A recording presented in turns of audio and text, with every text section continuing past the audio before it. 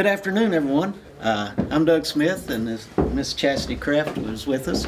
And today we're going to be reading a story called Alexander, Who Used to Be Rich Last Sunday.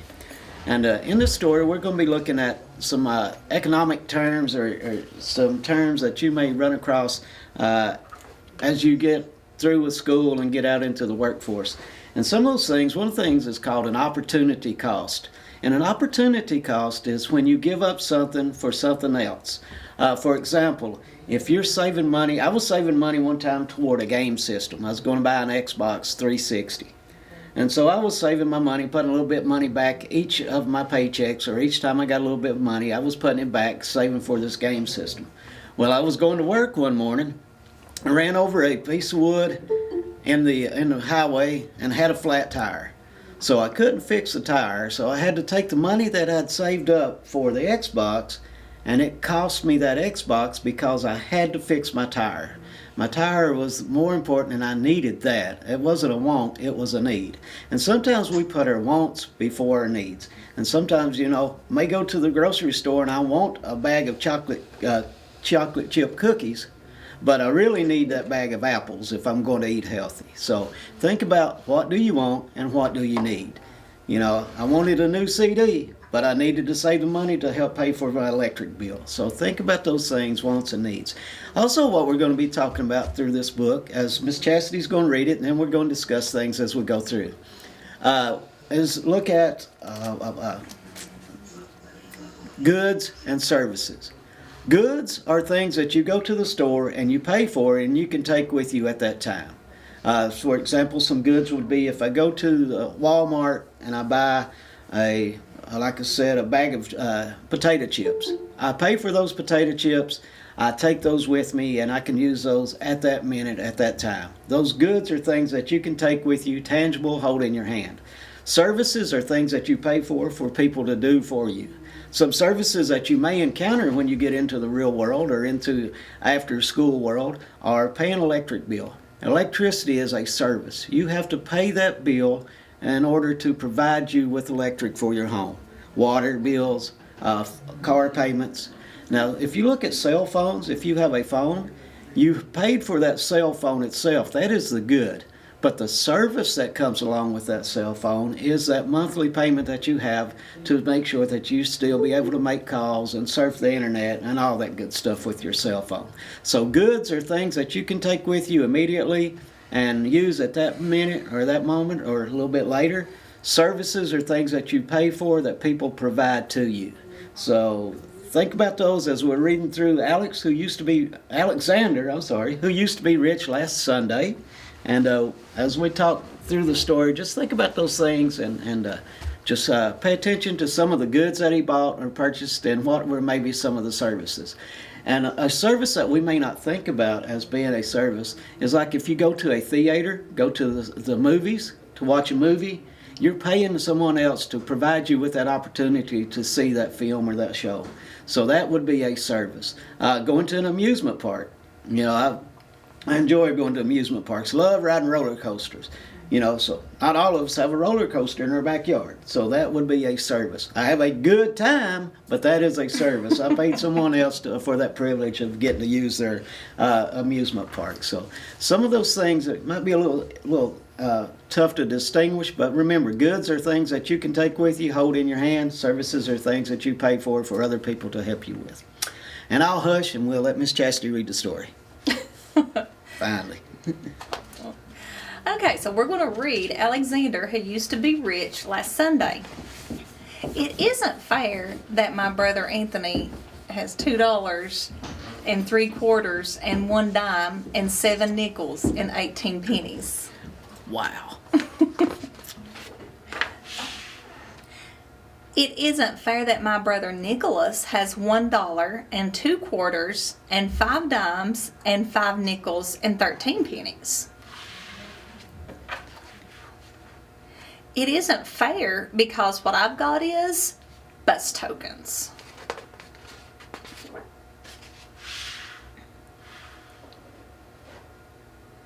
And most of the time what I've mostly got is bus tokens. Let me move that over because it's yes, ma'am.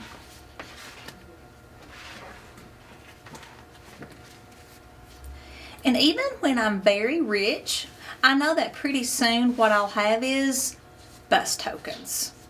And I know this because I used to be rich last Sunday. So bus tokens, if you live in a city or a more urban area, you would use a bus token to help pay your fare, pay the fee for riding the bus from your house to wherever you need to go. So the bus ride, that would be a service. You would provide them with a bus token. Last Sunday, Grandma Betty and Grandpa Louie came to visit from New Jersey. They brought logs because my father likes to eat logs. They brought plants because my mother likes to grow plants. They brought $1 for me and $1 for Nick and $1 for Anthony because Mom says it isn't nice to say this, but we like money a lot, especially me. I like money too. Have to have it.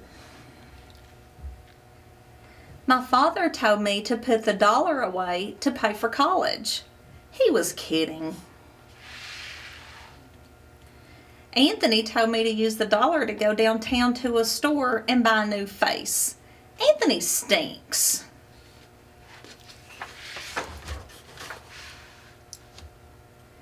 Nikki said to take the $1 and bury it in the garden, and in a week a dollar tree would grow. Ha ha ha. A Dollar Tree? What an idea. Don't think it would work, but it's a great idea anyway. We'll try it. Mom said if I really want to buy a walkie-talkie, save my money. Saving money is hard. What do you think saving money is hard for Alexander? Why do you think his brothers have more money than he does? Well, they all like money, but they said he likes it a lot better, and he's thinking,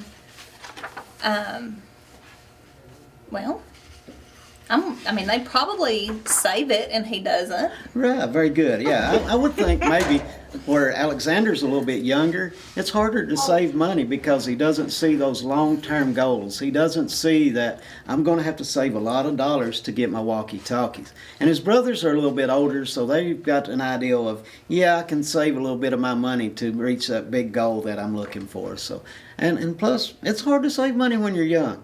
I'm sorry, it's hard to save money when you're older too. So it's difficult to do. So what is his big term goal? What does he want to buy? He wants to buy a Walkie-talkie. walkie-talkie, right. So he's going to have to save up quite a bit of money. Big picture. That's a big item. Because last Sunday, when I used to be rich, I went to Pearson's drugstore and got bubble gum. And after the gum stopped tasting good, I got more gum. And after that gum stopped tasting good, I got more gum. And even though I told my friend David I'd sell him all the gum in my mouth for a nickel, he still wouldn't buy it. Goodbye, 15 cents. So how many pieces of gum did he buy? He bought 3 pieces of gum, and it was 15 cents. So how much was each piece? Me? Yes. 5, 10, 15. 5 So cents. 5 cents each. Awesome. Thank you. But would you buy somebody else's chewed gum? No. No. They may chew all the flavor out of it. Wouldn't be good. Ugh. It's disgusting. You think? Last Sunday, when I used to be rich, I bet that I could hold my breath till 300. 300. Anthony won. I bet that I could jump from the top of the stoop and land on my feet. Nikki won. Does anyone know what a stoop is?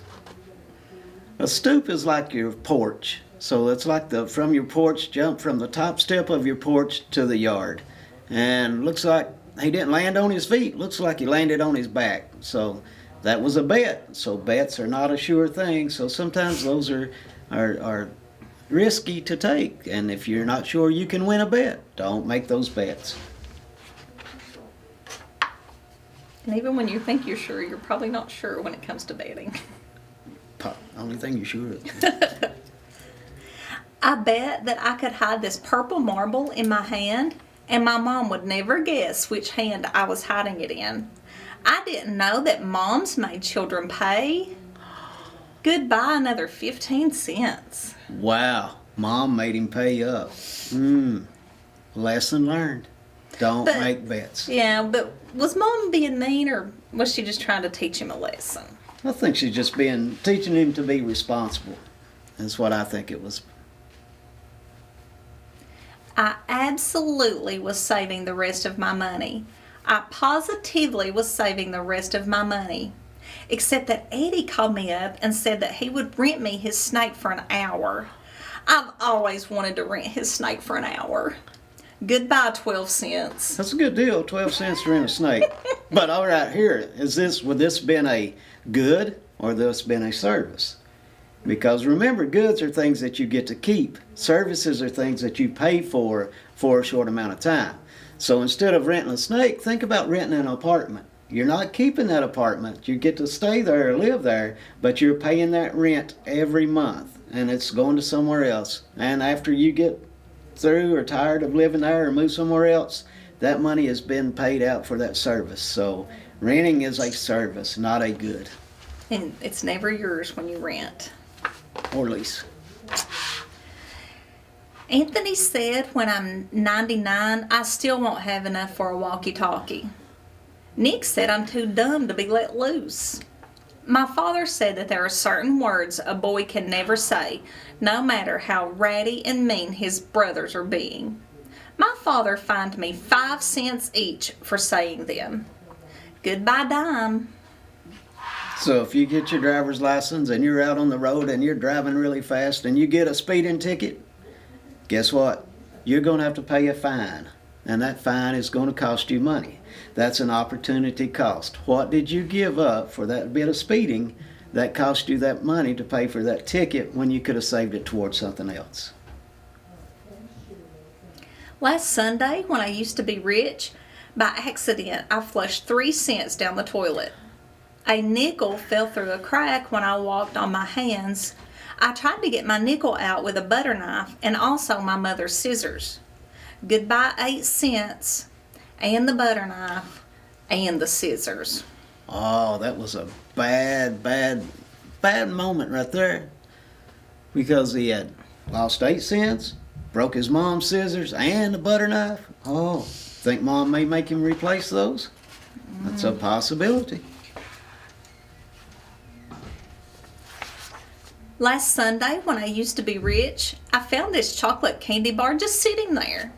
I rescued it from being melted or smushed. Except the way I rescued it from being melted or smushed was that I ate it. How was I supposed to know it was Anthony's? Goodbye, 11 cents. I absolutely was saving the rest of my money. I positively was saving the rest of my money. But then Nick did a magic trick that made my pennies vanish in thin air. The trick to bring them back he hasn't learned yet. Goodbye, 4 cents. Wow, what a rotten trick. That was a nasty Yeah. trick. So if Alexander went to the show, it cost him 4 cents. Was that a good or a service? That would have been a service because he paid someone to perform or put on a show for him. My bad. Oh, there you go. Anthony said that even when I'm 199, I still won't have enough for a walkie-talkie. Nick said they should lock me in a cage. My father said that there are certain things a boy can never kick, no matter how ratty and mean his brothers are being. My father made me pay 5 cents for kicking it. Goodbye, nickel.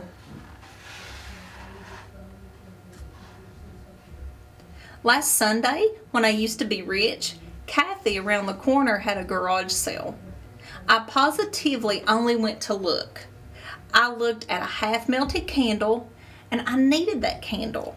I looked at a bear with one eye, and I needed that bear. I looked at a deck of cards that was perfect, except for no 7 of clubs and no 2 of diamonds. I didn't need that 7 or that 2. Goodbye, 20 cents. So again, did he purchase goods or services? He purchased goods at this time but were they things that he actually needed, or were they things that he thought he wanted? You know, so we'll see as we go on. At the end of the story, does he really need a candle and a deck of cards and a bear with one eye, or is it something that he wanted? And sometimes we put our wants before our needs.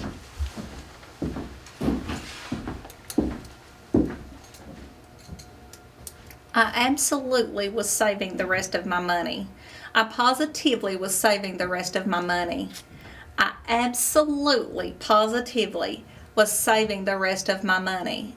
Except I needed to get some money to save. Uh-oh. Oh no. Has he spent all his money? Oh my gosh. What are some ideas we're going to come up with, Alexander?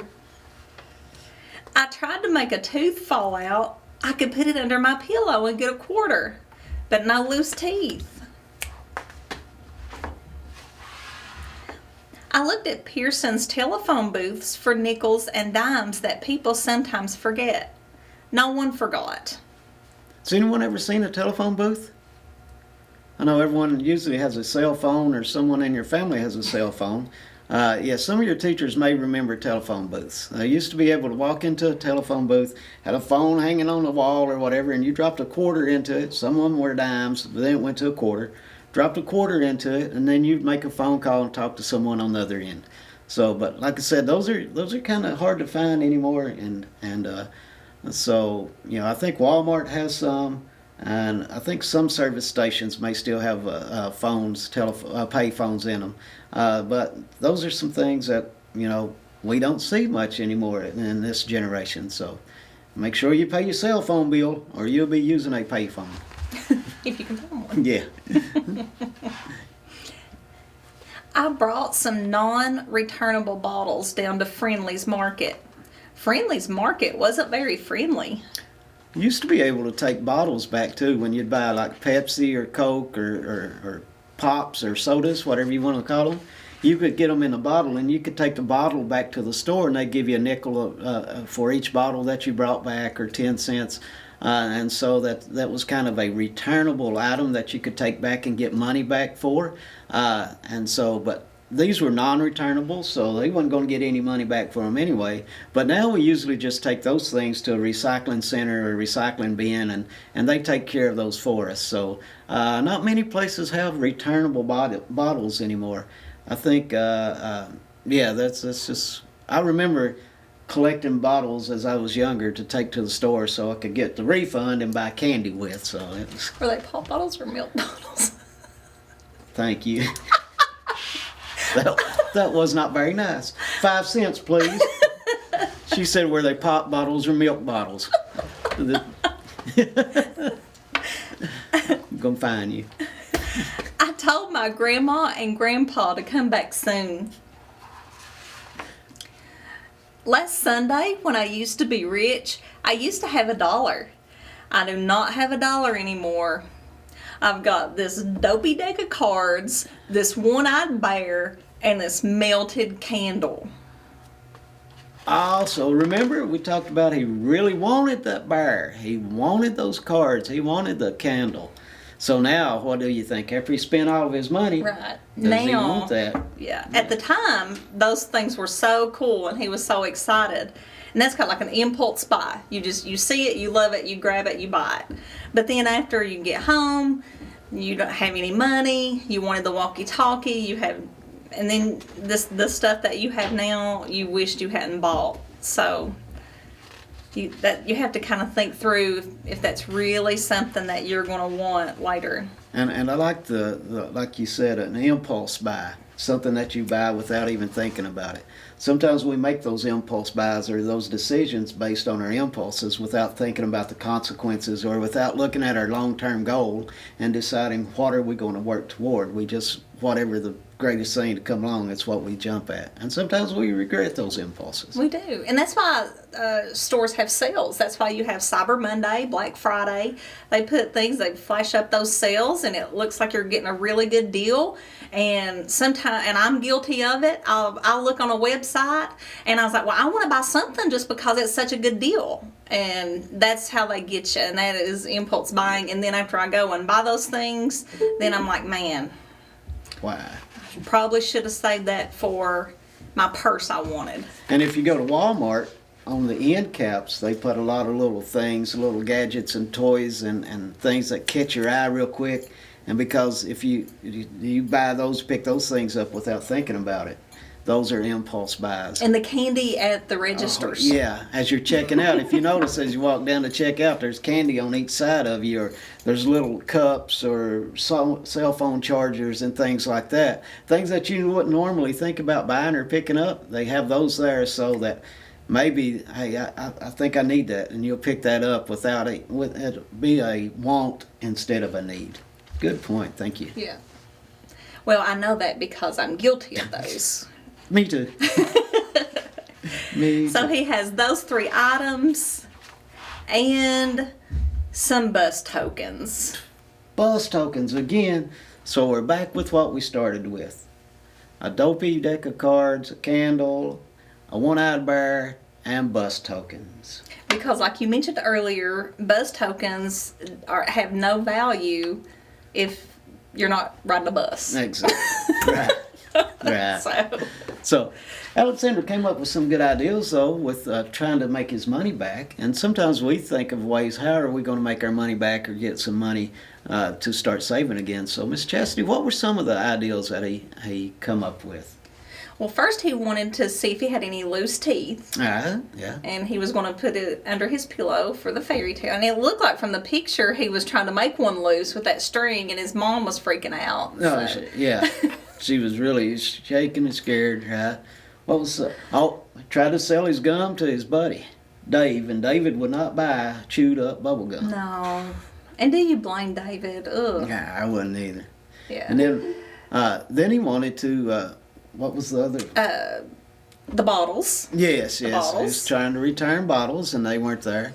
So he had some good ideas, but, those didn't really pan out for him. So what could he have done besides those ideals? What are some other things that he may have possibly done? Well, before we get to that, I want to mention that he told his grandma and grandpa to come back soon.